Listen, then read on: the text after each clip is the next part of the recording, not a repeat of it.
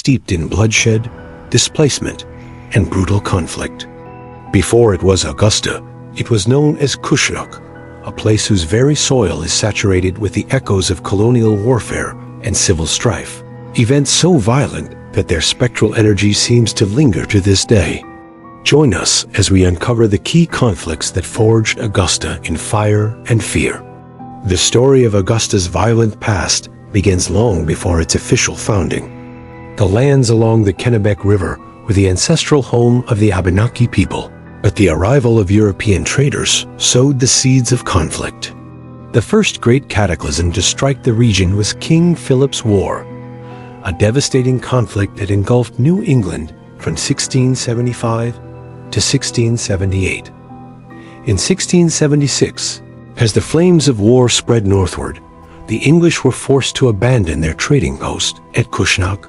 The settlement was deserted, left to the ghosts in the wilderness for nearly 3/4 of a century, a silent testament to the war's ferocity that depopulated much of what would become Maine. Decades later, during the conflict known as Dummer's War, another, more deliberate horror was unleashed upon the native people of the Kennebec. Just north of modern-day Augusta lay the Abenaki village of Norridgewock, a center of culture and resistance. In 1724, colonial militiamen descended upon the settlement in a shocking act of violence. The Norridgewock Massacre saw the village burned to the ground and an estimated 80 Abenaki, including defenseless women and children, slaughtered. This brutal attack shattered the Abenaki presence on the river, forcing the survivors to retreat toward Quebec and leaving the land open for unchecked English expansion. The spectral cries from this massacre are said to haunt the riverbanks, a sorrowful reminder of the price paid for the land.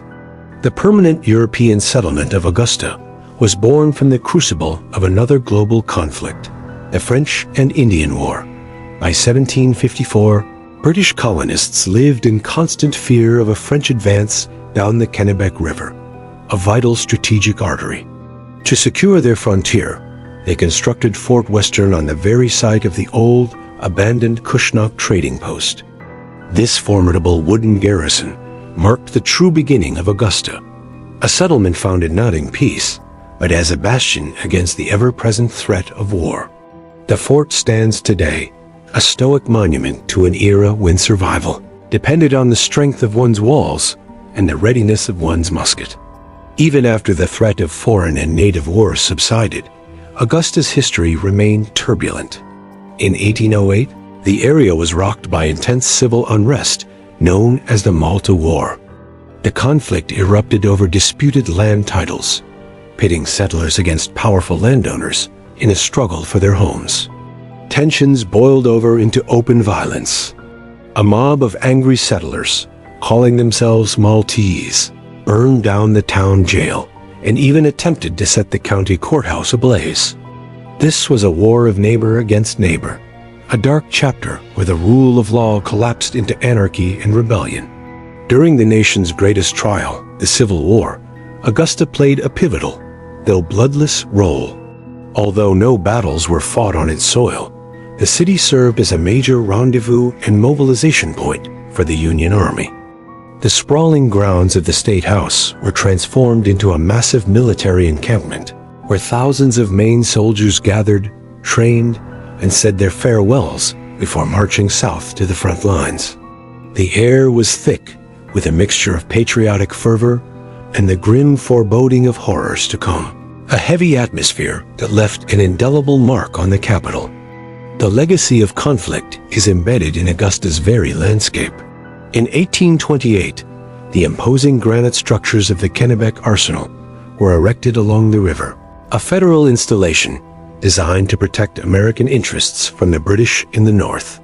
Its stone walls and powder magazines are a chilling reminder of a time when war with a global superpower was a real and present danger.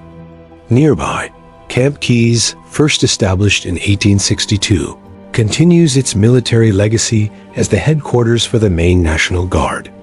These sites stand as enduring symbols of Augusta's long and storied military history. It was not until 1980, with the enactment of the Maine Indian Claims Settlement Act, that a formal legal resolution was sought for the centuries of displacement and conflict endured by the Wabanaki nations. A belated acknowledgement of the deep wounds that defined the region's birth. Thank you for joining us on this grim journey through Augusta's past. If you found this exploration into the city's violent foundations compelling, please like this video and subscribe to our channel for more hauntings and history in Kennebec County. Don't forget to check out all of the channel's playlists to uncover more of the region's darkest secrets. All of these are based on the Gothic ghost story of author Sharon Desrousseau. The book itself is a tenacious grasp on reality.